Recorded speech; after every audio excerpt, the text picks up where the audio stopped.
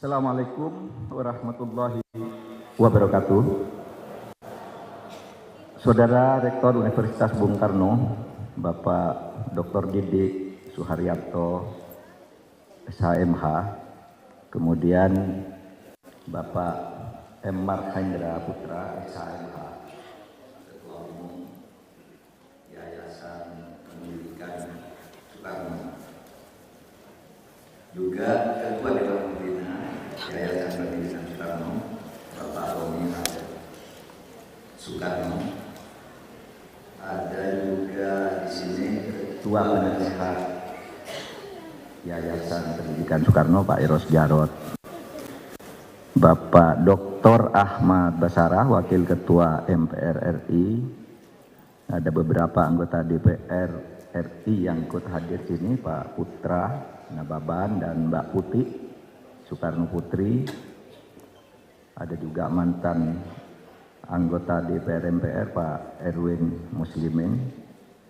Kemudian gembira kita hari ini ada keluarga Bung Karno yang hadir di sini, Ibu Sukmawati Soekarno Putri, Bapak Guru Soekarno Putra, kemudian dari keluarga Bung Hatta ada Bu Mutia Hatta dan Ibu Halida Hatta, keluarga kedua proklamator. Ada juga adik bungsunya Ibu Fatmawati dari Bengkulu, kemudian ada Ketua LL Dikti Pak Mulhaldi, sahabat saya juga Opung Pandana Baban, dan para wisudawan, wisudawati, serta para keluarga wisudawan, wisudawati yang ikut mendampingi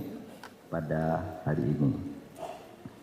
Saudara, menurut jadwal saya bicara setengah jam, maka saya akan langsung masuk ke pokok-pokok masalah. Ada 3 kata yang sangat penting di dalam orasi ini, yaitu kata etika, moral, dan hukum. Ya, semua kata itu rangkaian kata yang banyak itu penting, tapi saya akan bicara etika, moral, dan hukum. Yang tadi saya mendengar dari pidato Pak Romi, Pak Marhendra gitu. Kenapa topik ini dipilih? Karena kita punya hukum, tetapi hukum kita itu sangat mengecewakan. Masih terjadi ketidakadilan di mana-mana. Penegakan hukum juga ditandai oleh berbagai transaksi. Jual beli kasus, jual beli vonis. Orang boleh marah, Pak Mahfud kok bilang begitu? Saya punya buktinya banyak kalau minta buktinya. Vonis bisa dibeli, kasus bisa dibeli, bisa dipesan tuh pasal-pasalnya. Kalau ada kasus gini, nanti ada mafianya yang datang. Tolong ini pakai pasal sekian saja dakwaannya. Yang nangani nanti penyidiknya ini. Udah dipesan lebih dulu. Nanti di kejaksaan diatur lagi, di pengadilan lagi. Itulah yang kemudian disebut mafia hukum. Nah, kenapa? Banyak sekali masalah-masalah hukum itu yang kalau dilihat dari sudut aturan atau normanya itu bagus semua. Kenapa orang kok masih melakukan pelanggaran-pelanggaran hukum seperti itu? Karena hukum hanya dipahami sebagai norma. Pasal sekian, normanya begini, maksudnya ini. Itu kalau hukum hanya dipahami seperti itu, maka hukum itu bisa sesat. Karena satu masalah itu bisa dilihat dari berbagai pasal yang berbeda. Lalu apa yang tidak ada di sini? Tidak ada etika dan moral yang seharusnya menjadi dasar dari penegakan hukum. Oleh sebab itu saya memberi payung terhadap kuliah singkat ini Pancasila, karena ini kita ada di Universitas Bung Karno Bung Karno itu adalah penggali dan kemudian perumus bersama-sama, menggali kemudian bersama-sama dengan beberapa orang, terutama yang orang-orang inti di BPUPK, merumuskan kemudian Pancasila yang kemudian menjadi dasar negara kita. Ada yang menyebutnya dasar negara. Apa sih Pancasila itu? Banyak sebutannya. Sebutannya itu satu, Pancasila itu ideologi. Ada yang bilang Pancasila itu dasar negara. Ada yang bilang pandangan hidup bangsa. Ada yang bilang filsafat kehidupan bangsa. Ada yang bilang modus vivendi bangsa. Apa? Tempat berangkat dan tujuan bangsa. Banyak sekali sebutannya Pancasila. Banyaknya sebutan ini karena di dalam Pancasila itu bangsa dan negara. Nah, ketika Pancasila itu disebut sebagai dasar negara, ketika Pancasila itu disebut dasar negara, maka yang lahir adalah aturan hukum. Ya. Pancasila sebagai dasar negara itu yang lahir adalah aturan hukum. Tapi kalau Pancasila selain dasar negara, itu tadi Pancasila pandangan hidup, Pancasila filsafat, Pancasila pedoman kebersamaan, Pancasila kesepakatan, itu yang lahir etika, bukan hukum. Jadi hukum itu, saudara, hanya lahir dari Pancasila sebagai dasar negara, sehingga di situ Pancasila lalu disebut sebagai sumber dari segala sumber hukum. Nah, dari Pancasila sebagai sumber dari segala sumber hukum itu lahir Undang-Undang Dasar, itu hukum yang tertinggi. Lalu undang-undang, kalau sekarang Perpu, peraturan pemerintah, peraturan presiden, peraturan menteri, sampai ke peraturan daerah, itu hukum.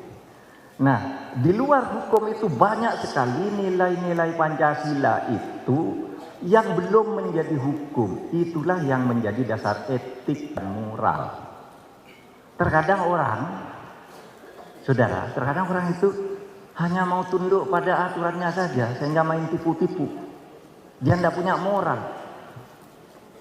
Nah, sehingga dengan demikian, kalau kita lihat di dalam Pancasila itu dikaitkan dengan ilmu hukum, norma yang ada di dalam masyarakat Pancasila itu agama. Agama itu belum tentu menjadi hukum. Misalnya, ajaran agama bahwa kalau hari Minggu Anda harus ke gereja. Kalau Jumat harus ke masjid, itu bukan hukum. Oleh sebab itu orang melanggar norma agama tidak bisa dihukum. Karena itu hanya kesadaran moral. Kesusilaan.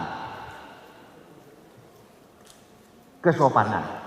Nah, seleksi atas beberapa nilai agama, kesusilaan, dan moral yang kemudian disepakati oleh lembaga legislatif atau lembaga pembuat hukum, itulah yang kemudian menjadi hukum. Jadi aturan hidup di dalam kita berbangsa dan bernegara itu banyak sekali. Hukum itu hanya satu aspek saja dari berbagai norma yang hidup dalam masyarakat. Cilakanya banyak orang melanggar norma agama, norma kesusilaan, norma kesopanan, itu tenang-tenang saja karena tidak ada aparat negara yang bisa menghukum dia. Misalnya saudara Islam tapi tidak puasa, itu melanggar norma agama tuh. Tapi tidak ada hukuman bagi orang tidak puasa, karena itu belum menjadi hukum. Tapi misalnya saudara menikah tidak menurut ajaran agama, itu melanggar norma. Karena menurut undang-undang, menurut hukum, menikah itu harus dilakukan menurut ajaran agama. Saudara tidak bayar zakat, itu hukum Islam. Tapi di Indonesia tidak bayar zakat, tidak apa-apa. Hukum di Indonesia itu adalah pajak. Saudara tidak zakat, apa? Tapi saudara tidak bayar pajak, dicari. Bahkan tidak punya utang pajak pun dicari salahnya seakan-akan punya utang pajak gitu. Karena pajak itu hukum. Nah, saudara sekalian, dengan demikian, hukum adalah legalisasi dari norma yang sudah disepakati. Sehingga norma agama.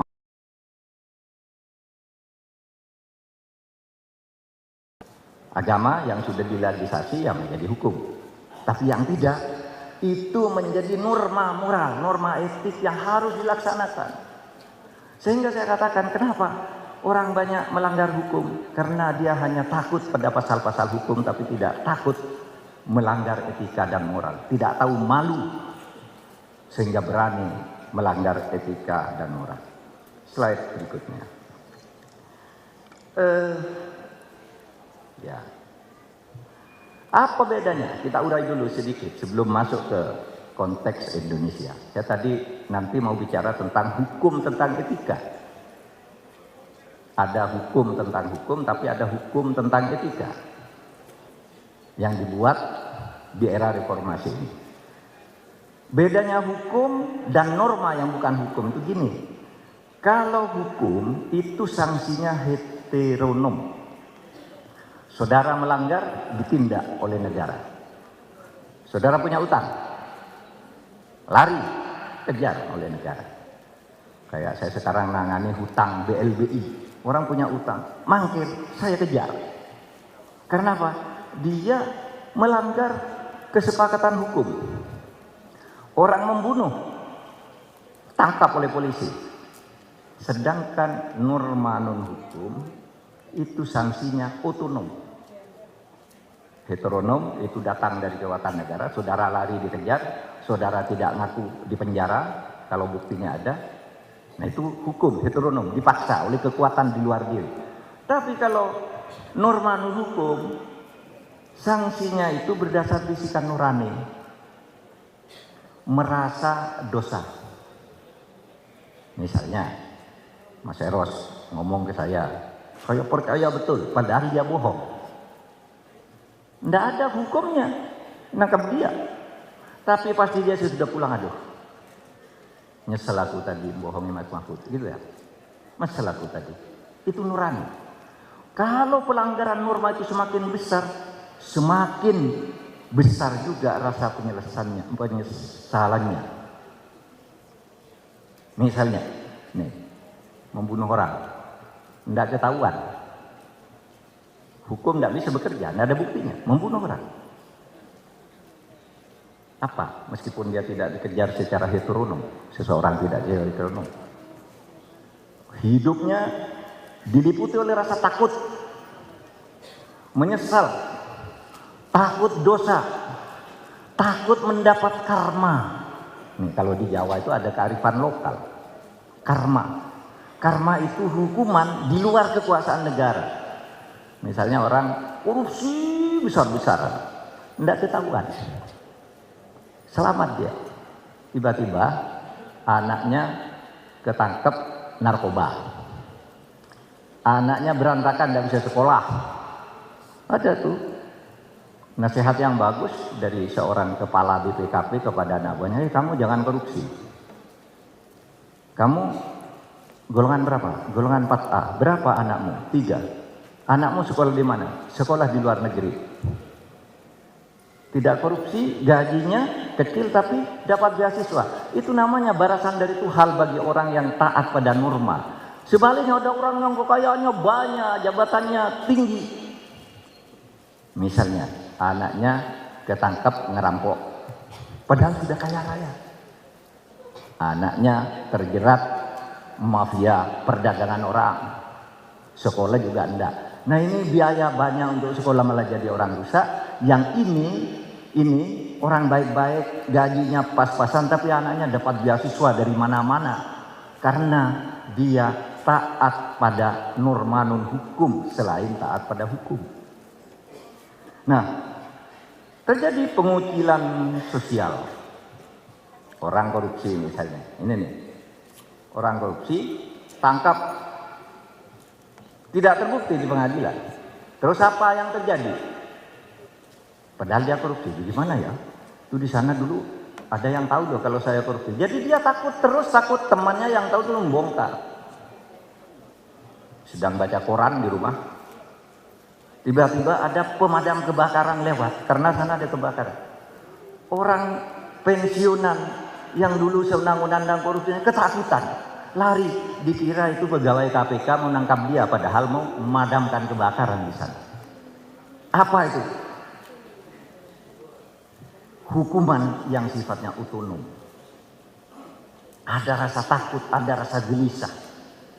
Kalau saudara hanya tunduk pada aturan-aturan hukum. Karena gini saudara, kalau aturan hukum itu yang namanya pasal, ini ada orang ngimpor emas ke sini atau ngimpor barang gitu.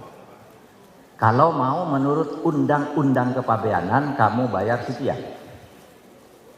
Tapi kalau kamu pakai undang-undang lain bayarnya sekian.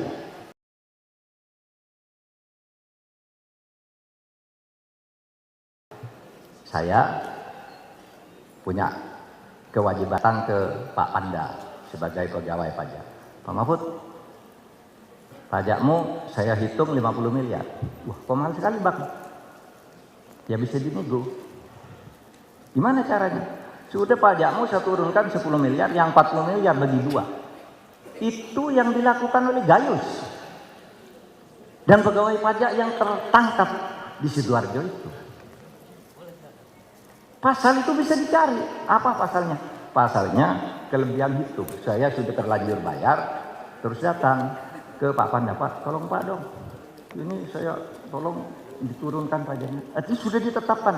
Ya udah, nanti kamu datang ke konsultan pajak ini, diberitahu, diberi fatwa, pendapat bahwa kelebihan membayar pajak sehingga harus restitusi. 50 miliar suruh kembalikan 40 miliar, yang 40 miliar dibagi 2. Itu yang dilakukan oleh pegawai pajak namanya Gayus. Dengan pangkat hanya golongan 3B. Itu cara membeli hukum. Tetapi orang yang taat pada aturan-aturan non-hukum, pada agama, moral, etika, kesadaran berbangsa dan bernegara, kalau dia merasa belum kurang, loh pajak saya kok cuma sekian, datang kantor pajak, ini saya belum dihitung loh pajak saya, tolong ditambahkan. Banyak yang melakukan itu. Sementara di satu pihak orang yang terhadap keuangan negara dan rakyat menghindar dan ingin pajaknya kurang, yang lain ada yang datang. Pak, saya ini selain sebagai dosen, saya juga menjadi komisaris, saya menjadi staf ahli menteri, staf khusus menteri, saya jadi ini belum dihitung nih pendapatan saya, tolong dong dihitung. Itu pajak ngitung sendiri karena kesadaran moral. Kalau mau berselesai dan itu loh, pegawai pajak sudah memberi SPT kok kepada saya, SPT-nya sudah gini ya sudah selesai. Padahal terkadang pajak yang harus dibayar jauh lebih besar daripada pajak yang didapat dari orang lain. Misalnya saja, kalau ada seorang menteri misalnya, dihitung gaji pokoknya menteri, pajaknya berapa? Sedikit sekali menteri. Tetapi dia pernah menjadi dosen tamu, pernah menjadi apa, mendapat honor ini, honor itu, honor itu. Itu jauh lebih banyak dari menteri. Nah kalau diem-diem aja tidak ketahuan, tidak apa-apa. Yang salah kan kantor perpajakan. Kok saya tidak dihitung? Baru kalau diberitahu baru dihitung.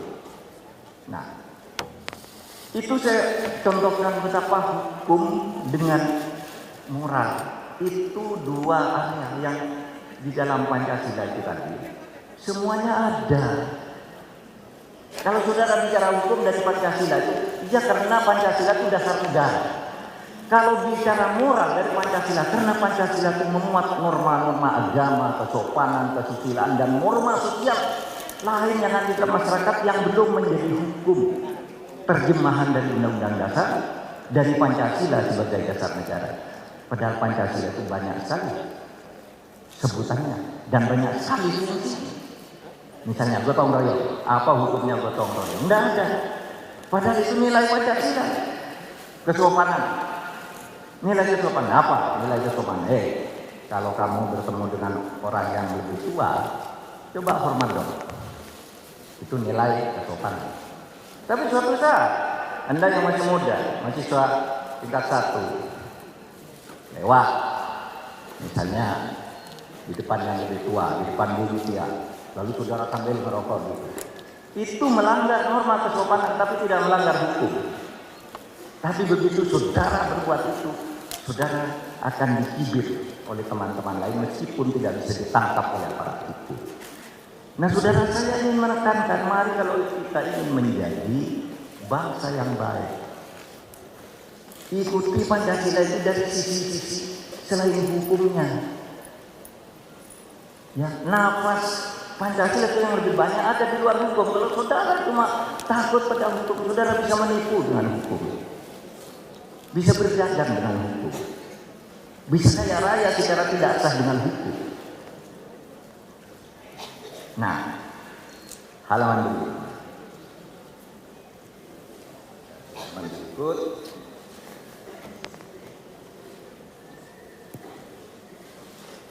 Ya, halaman ini. Tadi sudah saya sampaikan halaman ini. Banyak orang melanggar hukum tapi tidak merasa melanggar. Kamu sudah tersangka, harusnya mundur kamu. Loh, kan dulu difonis. Nah, itu melanggar kita. Bukan melanggar itu, melanggar kita. Kalau difonis sama punya aturan hukum tetap bisa. Tapi kita punya moral. Tapi begitu tersangka kamu ini, masyarakat berpikir, masyarakat tidak percaya, kita mundur. Nah, karena saya belum difonis oleh pengadilan, sehingga mengabaikan norma-norma yang hukum. Sudah banyak orang melanggar hukum tapi bersembunyi di balik norma hukum. Misalnya, belum diputuskan di pengadilan, jangan dilakukan, ini hak saya. Tidak tahu mana. Ada yang bilang, karena tidak sesuatu kita tidak salah. Jadi tidak boleh salah-salahkan. Atas orang dapat bersalah, artinya sebelum bersalah sebelum diputus oleh pengadilan, baru boleh ditolak tentang atas. Orang yang mencoba menyalahkan dia secara sosial dituduh kamu melanggar asas peraduga saudara. Hukum itu harus dimulai peraduga bersalah. Hukum itu harus dimulai peraduga bersalah. Misalnya ada barang ketika itu jatuh yang menyuruh ini si Andi, kenapa? Tadi barangnya ada dijual lewat dan itu sudah diduga. Dan diduga lalu disangka. Sesudah disangka lalu didakwa. Sesudah didakwa dituduh, sesudah dituduh difonis. Lalu apa arti peraduga tidak bersalah itu? Arti peraduga tidak bersalah, seseorang belum boleh dicabut haknya sebelum difonis oleh pengadilan. Tapi kalau dinilai secara sosial yang bersalah itu boleh. Misalnya ada orang sekarang yang punya masalah di pengadilan dan ditahan, lalu atas nama asas peraduga tak bersalah itu tidak boleh membahas, boleh. Karena asas peraduga tak bersalah artinya haknya belum diambil. Misalnya dituduh merampas rumah, dibawa pengadilan ditahan, rumah itu maksudnya dia sebelum dia difonis. Itu namanya asas peraduga tak bersalah. Bukan dia kita beli, bukan dia kita betul yang merampas rumah itu pernah dulu yang punya saya tahu kok tiba-tiba itu kan bersalah, orang sudah menduga bersalah. Resminya hukum itu resminya hukum harus memiliki dugaan bahwa orang bersalah. Hukum itu harus mulai dari dia. Ketika terjadi sekolah di Palas kemarin itu dengan jatuh kok bisa ini berubah. Padahal yang punya hanya dia saya kalau situasi berubah dia patut diduga. Itu asasnya sudah bisa. Orang mengatakan wah dilarang oleh agama, orang yang merasa kabur itu kata siapa dilarang. Kalau dalilnya itu bunyinya, hai orang-orang yang beriman, fajitan itu kafiru minadot innabatudot su. Ini dari peraduga besar. Hai orang beriman, kamu jangan suka berprasangka karena sebagian dari berprasangka itu dosa. Artinya kalau dibalik sebagian lainnya berprasangka Karena di dalam dalil itu sebagian dari perasaan kalian itu dosa. Lalu orang mengatakan perasaan baru itu dosa. Enggak, kalau kita punya indikasi, bukan sebagai perasaan. Demi tegaknya hukum. Itu. Jangan dibodoh-bodohin merasa orang juga salah.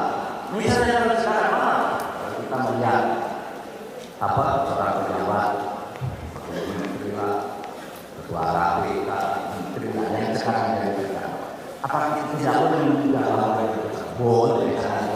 Justru karena dia juga kesalahan. Nah, nanti kesalahannya sudah boleh berapa tahun ada ikhlas. Nah, terkadang anak-anak hukum kadang-kadang pengertian yang seperti ini lepas. Faham antara norma hukum dan norma non-hukum itu tidak jangan dimakan. Sehingga nanti terjadi kalau itu sampai hukum tidak ada kerjaan, cari uang tidak dapat orang itu kalau mertua anak masuk, lalu pengacara mereka mantunya juga mati. Suami itu bukan mertua, rumahnya sudah punya ini sudah waris. Padahal itu rumput hidup dengan anak di rumah yang tidak dipersoalkan karena pengacara muda masuk ke situ. Dibujuk, suami itu berbicara, kamu sudah punya hak atas rumah ini bersama suami, biar ibumu pergi ke tempat lain karena warisan bapak ibumu hanya dapat sebagian. Itu orang yang menggunakan pasal-pasal, melanggar norma, melanggar moral. Nah, yang berbeda dengan orang banyak melanggar moral, tapi bisa tidak bisa.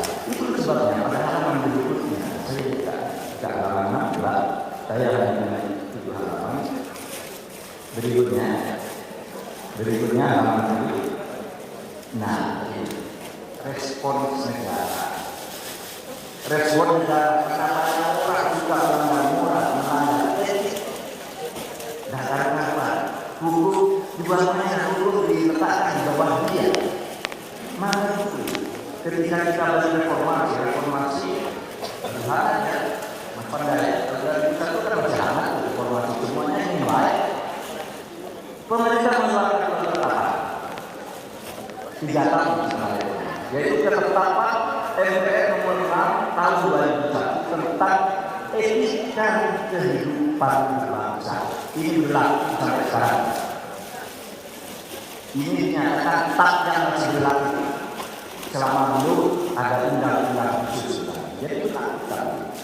Apa dalam kehidupan berbangsa kita katakan pejabat publik yang kebijakannya mendapat sorotan negatif dari masyarakat harus mau mengundurkan diri meskipun belum ada putusan pengadilan. Bahasa kebanyakan pakai pejabat. Kalau ada kebijakannya oleh masyarakat disoroti sama melanggar norma meskipun pengadilan belum mampu menetapkan karena alat bukti belum cukup, tapi ada yang sudah disorot karena gejala-gejala lain dengan masyarakat, maka Anda harus mundur. Betul-betul jangan begitu, tidak menurut belum ada putusan pengadilan, karena ada sasaran negara. Maka karena orang selalu berlindung di bawah sasaran negara bersama, berlindung di bawah putusan yang inkrah itu mana sering orang lalu melanggar kita pada tahun 2001 menyatakan pejabat mundur kalau kebijakannya mendapat sorotan publik menimbulkan kontroversi mundur, tidak usah kita. Ini mau pejabat tidak apa lagi mundur. Nah, lalu ada kitab MPR nomor 8 MPR tahun 2001. Nah, salah dulu ketua tim perumusnya di MPR Pak Erwin tahun 2001. Mundur, tidak usah dipecat. Ini mau dipecat aja enggak mau, apalagi mundur. Nah, lalu ada lagi TAP MPR nomor 8 MPR tahun 2001. Nah, salah dulu ketua tim perumusnya di MPR Pak Erwin tuh di MPR tahun 2001. Ketika dia MPR. Tentang apa ini? Tentang rekomendasi arah kebijakan pemberantasan dan pencegahan KKN. Apa isinya? Pegawai negeri sipil yang terlibat kasus hukum bisa diberhentikan. Tergantung tingkat kasusnya. Bisa diberhentikan meskipun belum diadili. Coba pejabat sudah diatur, pegawai negeri sudah diatur. Etika nih. Kalau hukum kan udah banyak tuh, undang-undang apa saja sudah ada hukum. Ada kepres, ada perpres, sampai ke bawah, hukum. Tapi yang begini, kan etika. Anda belum bersalah mundur dong. Menimbulkan keributan aja, melanggar etik. Nah, saudara sekalian, berikutnya halaman terakhir. Nah ini, saudara, saya ingin mengatakan ini, terakhir nih, dengan uraiannya 1 lembar lagi. Tapi inti kalimatnya ini, kedepannya kita perlu penegakan etika dan norma yang lain melalui pendidikan moral Pancasila. Karena Pancasila tadi kan ada moral, agama, ada Pancasila, lalu di sampingnya ada hukum sedikit. Yang lebih banyak itu kan nilai-nilai yang hidup di masyarakat. Nah, kita harus tegakkan tuh norma etika, norma moral, norma kesadaran beragama, itu tegakkan. Ya, baik secara resmi melalui kurikulum seperti pendidikan moral Pancasila atau apapun namanya. Itu apa? Dalam rangka karakter building. Contoh halaman terakhir nih. Berikutnya yang contoh lagi etik. Nah, saudara nih, kalau saya ini penutup karena ini kuliah di Universitas Bung Karno. Di Indonesia ini ada satu konsep hukum progresif. Hukum progresif. Keadilan substantif. Itu ada sekarang di Fakultas Hukum berkembang. Apa hukum progresif itu? Hukum progresif adalah hukum yang dilaksanakan untuk menjadikan manusia sebagai subjek utama. Sehingga pasal-pasal hukum itu kalau tidak memberi kebaikan harus ditinggalkan. Itu hukum progresif di Undip.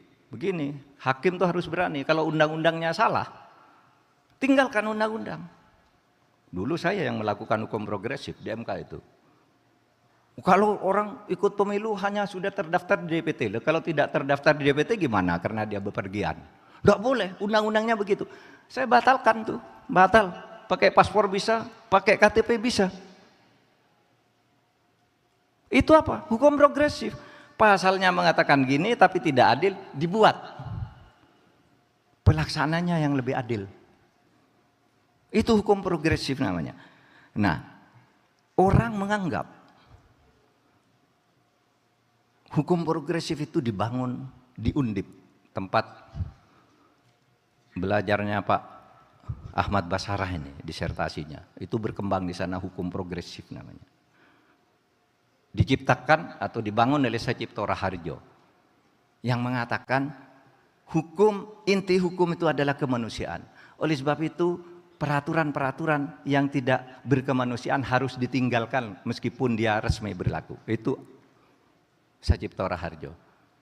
Orang mengatakan Sacipto, sesudah saya pelajari buku sidang-sidang BPUPK, Dokuritsu Sunbico Sakai, dan PPK, Panitia Persiapan Kemerdekaan tahun 45 itu, saya menemukan pidato Bung Karno tanggal 10 Juli. Tanggal 10 Juli tahun 1945. Ketika Bung Karno secara sepihak di luar aturan dia mengubah panitia 8 yang dibentuk secara resmi menurut hukum diubah menjadi panitia 9. Betul. Iya, kata Bung Karno. Aturan-aturan prosedural yang tidak beri manfaat harus dibuang ke tong sampah, kata Bung Karno. Hukum progresif. Lalu Di mana saya baca ini? Saya baca di memoarnya Bung Hatta. Jadi begini ceritanya. Cerita tuh, kalau diringkas dari buku yang tebal memoar itu, tanggal 1 Juni 1945, Bung Karno berpidato tentang Pancasila. Tapi hari itu masih banyak yang belum setuju, terutama kelompok Islam. Enggak, saya enggak mau itu, saya mau Islam. Maka pada saat itu, oke, ini sudah mau, ini negara harus segera merdeka. Sekarang dibentuk saja Panitia 8, kata Rediman. Panitia 8 ini tugasnya mencari kompromi. Agar pandangan kelompok Islam dan kelompok nasionalis, kelompok kebangsaan ini ketemu. Kita kan gotong royong, ketemu aja apa sih? Cuma rumusan, yang penting jiwanya kan sama. Rumusannya seperti apa? Bentuk Panitia 8. Panitia 8 itu, ini Bung Karno, Pak Hatta, Sukarja ya namanya, salah tulis, Sukarja namanya, Ahmad Sukarja. Kemudian Wahid Hasyim, Muhammad Yamin, Ki Bagus Hadikusumo, Otto Iskandar Dinata, dan M.A.A. Meramis. Kata Bung Karno, ini tidak adil nih. Kenapa? Ini kelompok nasionalisnya 6. Tuh, Soekarno, Hatta, Sukarja, Yamin, Otto Iskandar Dinata, Meramis. Islamnya hanya Wahid Hasyim dan Ki Bagus. Kok hanya dua, tidak adil nih. Padahal sosiologi masyarakat kita, kata Bung Karno tuh tidak sebanding itu.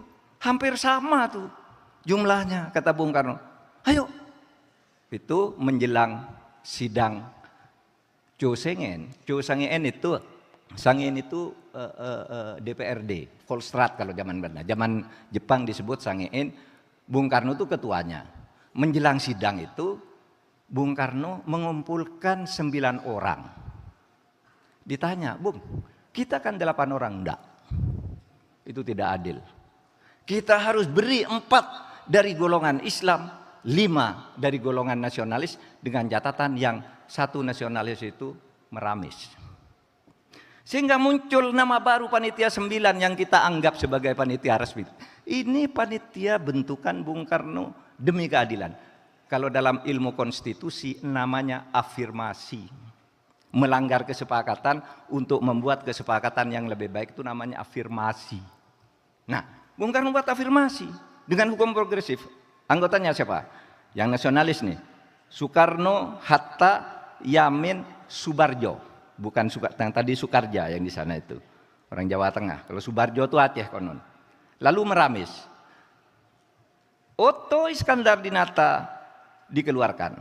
Sukarja dikeluarkan. Ki Bagus Hadikusumo minta keluar karena dia ada sidang di Jogja. Sehingga masuk 4 orang Islam berikutnya di Panitia 9. Siapa? Abdul Kahar Muzakir dari Muhammadiyah. Menggantikan Ki Bagus yang Muhammadiyah. Wahid Hasyim dari NU. Agus Salim dari PSII. Abi Kusno aktivis Masumi. Masuk di situ. Masumi waktu itu belum partai. Tapi sebuah organisasi yang merupakan gabungan dari MIAI sebelumnya, Majelis Islam A'la Indonesia. Jadi 5-4. Yang menakjubkan dari ini apa? Karya Bung Karno itu. Pemilu tahun 55, perbandingan antara nasionalis dan Islam itu kalau dikelompokkan tuh ya 5-4. Hasil pemilu 55. Sehingga pada waktu itu konstituante tidak bisa memutuskan sesuatu karena yang bisa menjadi keputusan tuh kalau 2 lawan 1. Ini 5-4 selisihnya sedikit. 2/3. 2/3 sepakat ini keputusan. Pada waktu itu sidangnya 3,5 tahun tidak berlangsung karena rumus Bung Karno itu berlaku. 5-4. Nggak bisa menang-menangan. Sehingga muncul kompromi tanggal 22 Juni lahir kesepakatan yang disebut Jakarta Charter, Piagam Jakarta. Isinya apa? Isinya kompromi. Sehingga Bung Karno mengatakan gini, pidato tanggal 10, saudara sekalian saya minta maaf. Saya harus melanggar prosedur hukum. Ini kata Bung Karno, nanti dilihat, baca. Yaitu saya membentuk Panitia 9 pada harusnya 8. Tapi kalau Panitia 8 tidak menyelesaikan masalah, itu tidak adil. Maka kita buat hukum di mana prosedur yang tidak memberi manfaat kepada bangsa kita buang ke tong sampah, dan saya membuat panitia 9, inilah hasilnya. Mari kita bicarakan kembali. Saya sudah lebih dari setengah jam. Assalamualaikum warahmatullahi wabarakatuh.